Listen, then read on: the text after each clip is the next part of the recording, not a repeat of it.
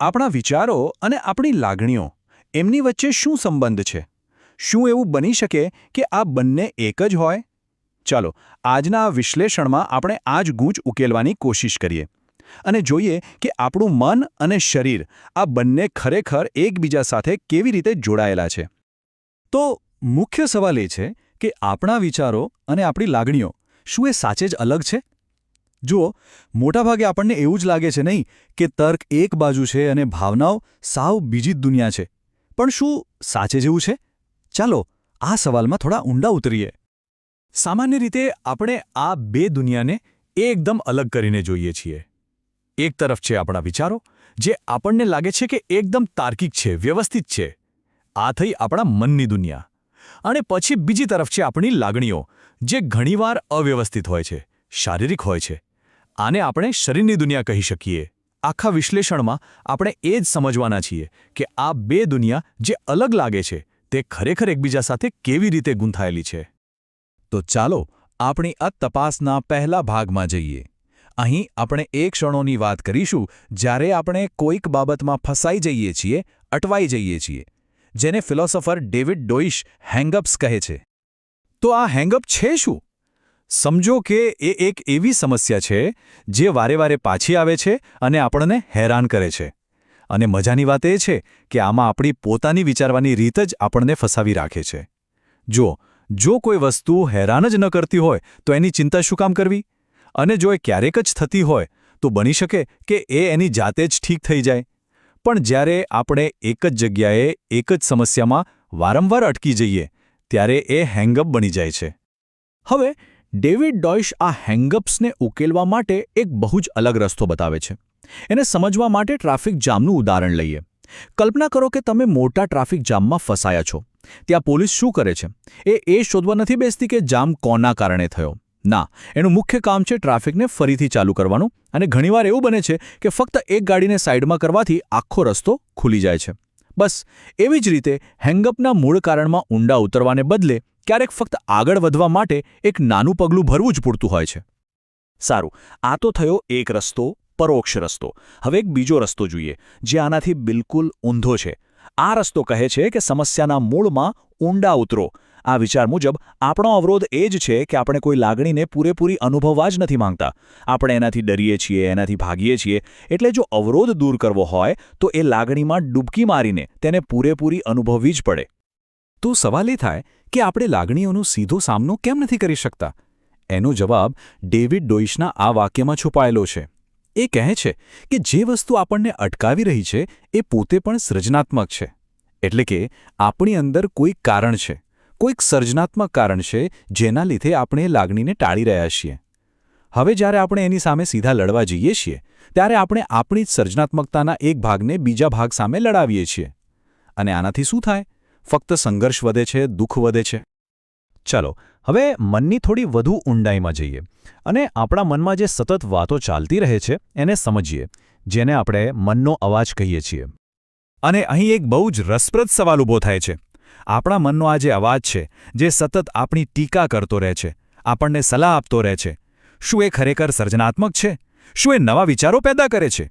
કે પછી એ ફક્ત એક ચેટબોટ જેવો છે, જે જૂના અનુભવો પર જ ચાલતો એક પ્રોગ્રામ છે? માર્ક એલેક્ઝેન્ડરનો આ વિચાર ઘણું બધું સ્પષ્ટ કરી દે છે. એ કહે છે કે આપણો આંતરિક અવાજ મોટાભાગે ચેટબોટ જેવું જ કામ કરે છે. એ આપણા મગજમાં બનેલી જૂની પેટર્ન અને જૂના અનુભવોના આધારે જ જવાબ આપે છે. એ ખરેખર કંઈક નવું કે સર્જનાત્મક નથી કહેતો. એ તો બસ જૂની સ્ક્રિપ્ટોને વારંવાર વગાડ્યા કરે છે. આનો સીધો અર્થ એ છે કે જ્યારે એ આપણી ટીકા કરે છે ત્યારે એ કદાચ કોઈ જૂની શીખેલી માન્યતાને જ ફરીથી બોલી રહ્યો છે. આને વધુ સારી રીતે સમજવા માટે આપણે મગજ, હૃદય અને પેટના મોડેલને જોઈ શકીએ છીએ. આ ત્રણ જાણે કે અલગ અલગ પ્રકારની બુદ્ધિ છે. મગજ જે તાર્કિક છે, હૃદય જે ભાવનાત્મક છે અને પેટ જે આપણને શારીરિક અથવા સહજ જ્ઞાન આપે છે. આ ત્રણે એકબીજા સાથે એવી રીતે જોડાયેલા છે કે જાણે એકબીજાને સંતુલનમાં રાખતા હોય. પણ જો આમાંથી એક પણ ભાગમાં ગતિ અટકી જાય તો આખી સિસ્ટમ જડ બની જાય છે. હવે આપણે આ સફરના એક બહુ જ મહત્વના વળાંક પર આવી પહોંચ્યા છીએ.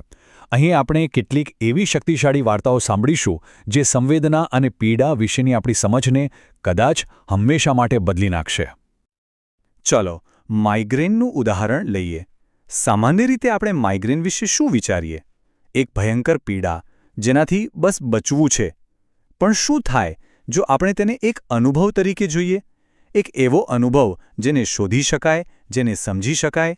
ખાલી આટલો વિચાર જ પીડા સાથેના આપણા સંબંધને બદલી નાખવાની તાકાત રાખે છે. માર્ક એલેક્ઝાન્ડરે પોતાના માઇગ્રેનના અનુભવને બદલવા માટે આ જ કર્યું. સૌથી પહેલાં તેમણે પીડાનો વિરોધ કરવાનું બંધ કરી દીધું અને તેને સ્વીકાર્યો. પછી જિજ્ઞાસા સાથે એને અનુભવવાનું શરૂ કર્યું કે આ ખરેખર કેવું લાગે છે. તેમણે એને એક સમસ્યા તરીકે નહીં પણ એક યાત્રા તરીકે જોઈ.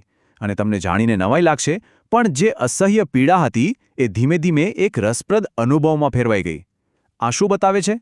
એ જ કે આપણો દૃષ્ટિકોણ જ આપણા અનુભવને બદલી શકે છે.